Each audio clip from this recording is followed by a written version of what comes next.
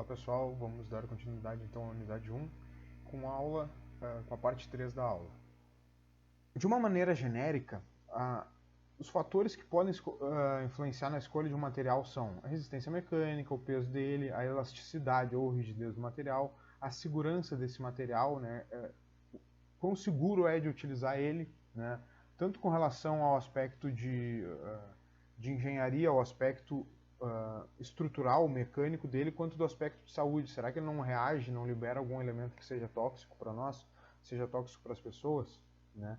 Com relação à produtibilidade dele, como eu vou produzir esse componente? É fácil eu produzir algum componente com esse material? É difícil?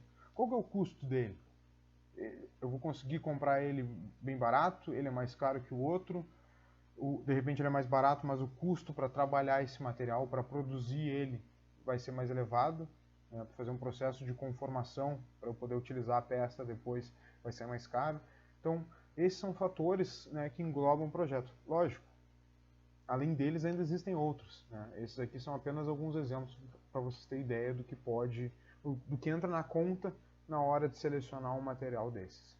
Então, pessoal, a gente viu ali algumas propriedades genéricas, né, algumas características genéricas que influenciam na escolha do material, certo? Porém, todas aquelas podem ser agrupadas em três grandes grupos, certo? São eles o grupo das propriedades, né, que incluem as características específicas dos materiais, a fabricação deles, como esses materiais vão ser fabricados, por fundição, usinagem, conformação mecânica, né, estampagem e diversos outros processos, e também o custo desse material, né? Tanto o custo do material quanto o custo de fabricação. Então são esses três os principais pontos levados em consideração durante a fabricação do material, durante o processo de fabricação de um produto, processo de fabricação de uma peça. Então, agora vamos um pouco para a origem dos materiais, né? De onde surgiu esse estudo, a utilização do homem dos materiais. Então, durante toda a história da humanidade, a evolução da humanidade, ela sempre esteve muito atrelada aos materiais que o homem conseguia usar, tinha conhecimento sobre, certo? Então, tanto isso quanto a evolução do homem, ela se pautou muito em cima do que ele estava utilizando, né? Dos utensílios e as ferramentas que ele utilizava, né? Que no início da sua história o homem utilizava pedras, ossos de animais, peles de animais para a confecção das suas roupas, dos seus utensílios e das suas ferramentas, né? Ao longo do tempo, o homem foi desenvolvendo novas técnicas, aprendendo novas coisas e passou a utilizar argilas, né, barro, algumas cerâmicas e metais, certo? Então, toda a evolução do homem está sempre atrelada com o material que ele utilizava, o principal material que ele utilizava, suas principais capacidades com relação à utilização da matéria-prima que estava disponível para ele. Isso foi tão importante que deu até nome aos períodos da história.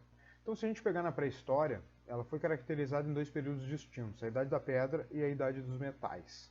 Aí depois disso, então, veio a história com outros períodos, porém que não dizem respeito para o nosso estudo.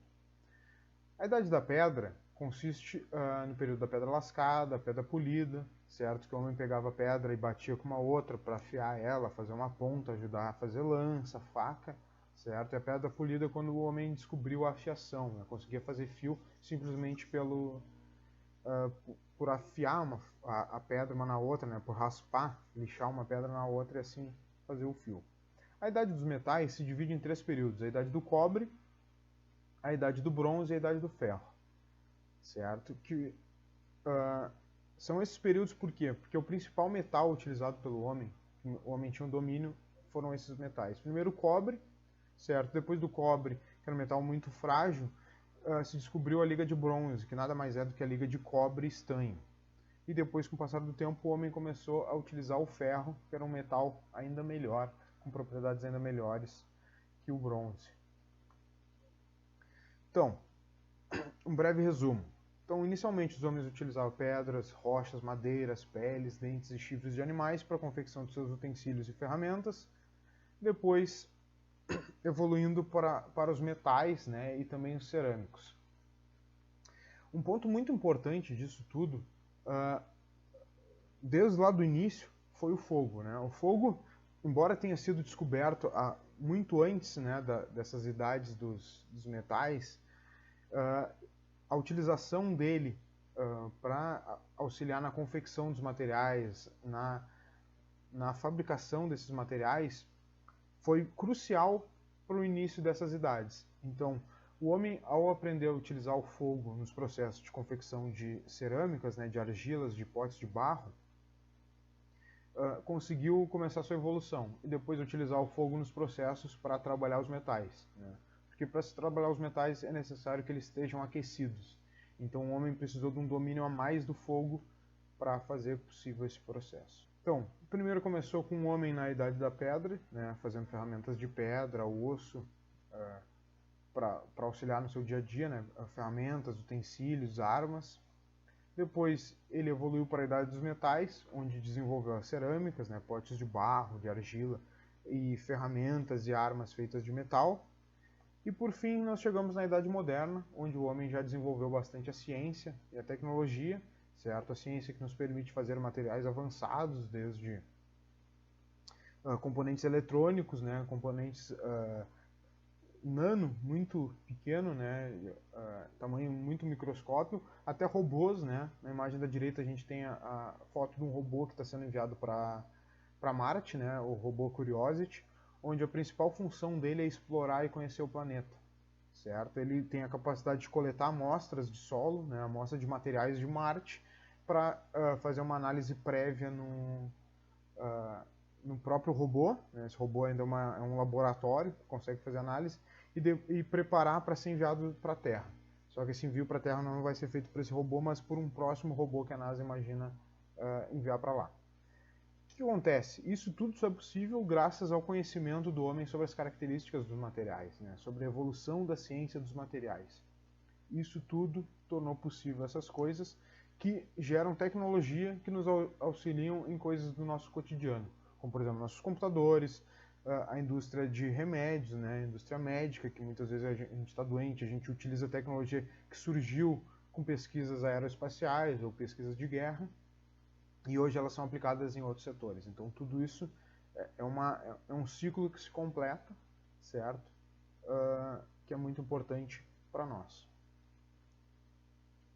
Então, os 3 períodos que a gente comentou, né? Pré-história, Idade dos Metais e Idade Contemporânea. E por fim, para fechar essa primeira parte da nossa aula, então, atualmente o que se faz com materiais? Onde eles são mais utilizados ou onde a sua pesquisa e desenvolvimento é mais importante, né?